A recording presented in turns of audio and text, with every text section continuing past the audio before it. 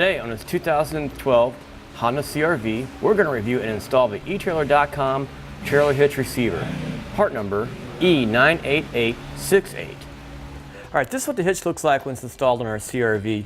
You can notice right off the bat it does sit up as close as you can to the bumper.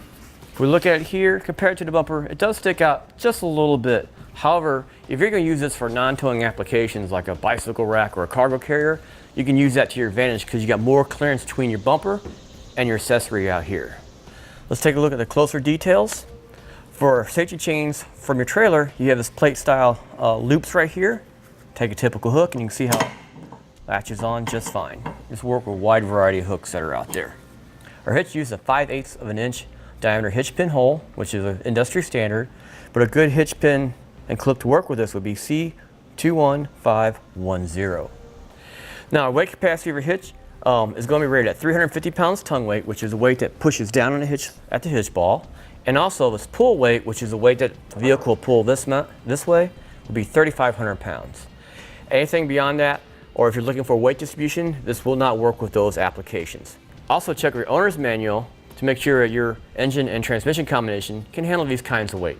It may be limited a little bit less. One neat detail about our finish on our hitch is that it's a triple coated carbide matte finish, and this is a powder coat. This is going to be a little bit better than your traditional single layer powder coat finish you find on a lot of different hitches out there. It'll be more weather resistant and chip resistant. Next, we'll go ahead and give you some measurements that'll help you out with selecting some accessories. For clearance between the accessory and the bumper, it's going to be about 2.5 inches. For a ground clearance, will be about 13 inches. Now I'll go ahead and show you how we install the hitch. Okay, the first part of our install is get our vehicle ready. To do that, we're going to have to lower our exhaust down a little bit. We're also going to have to cut a hole for access to our frame in this panel right here. Let's start off with the exhaust. To lower our exhaust from our working room, we're going to spray down these rubber hangers with some spray lubricant. I'm using a silicone-based one. I'm going to spray it up really good. Kind of work it around a little bit on both these hangers. A simple pry bar will work for us here.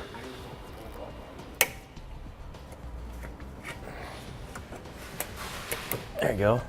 And then just let it come down slowly. Next up is making access in our panel right here. Now, our instructions basically tell us about 1.5 inches from here, and over on this ridge right here, we make our first mark. We go over this far, following this curve right here in the plastic, and we go back down about 7 inches. A lot of times I find it making it a little bit oversized helps getting the hitch in position as well when you put it up in there. Now, the cutter plastic's actually really easy on this guy. You really just need a really good sharp razor knife and just get started and work your way down. And once you get going, it's kind of easy to go too fast, so you gotta kind of watch that.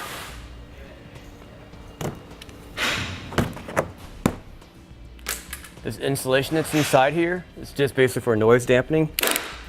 I actually just kind of pop it loose from inside here on this side, and I just fold it over and tuck it up underneath here.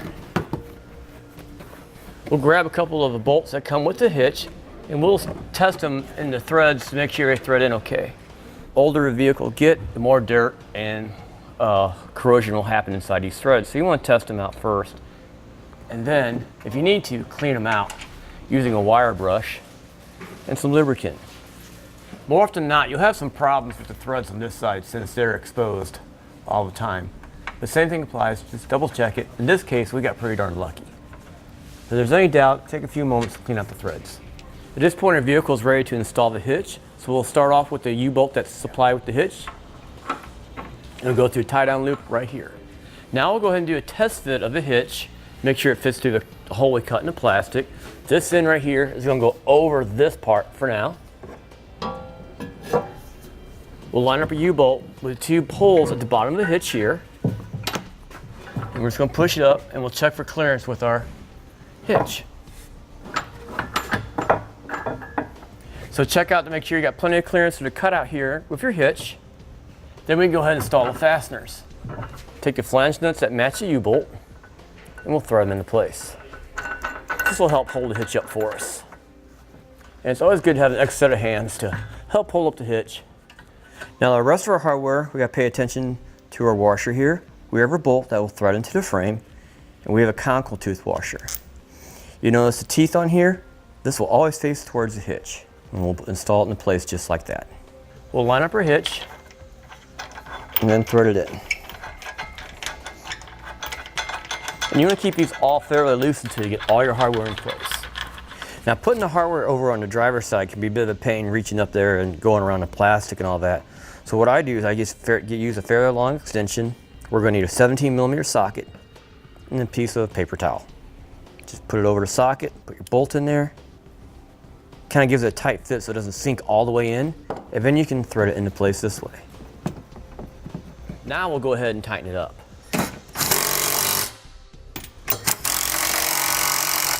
We'll take up all the slack and then come back at it with a torque wrench to torque the bolts down as specified in the instructions.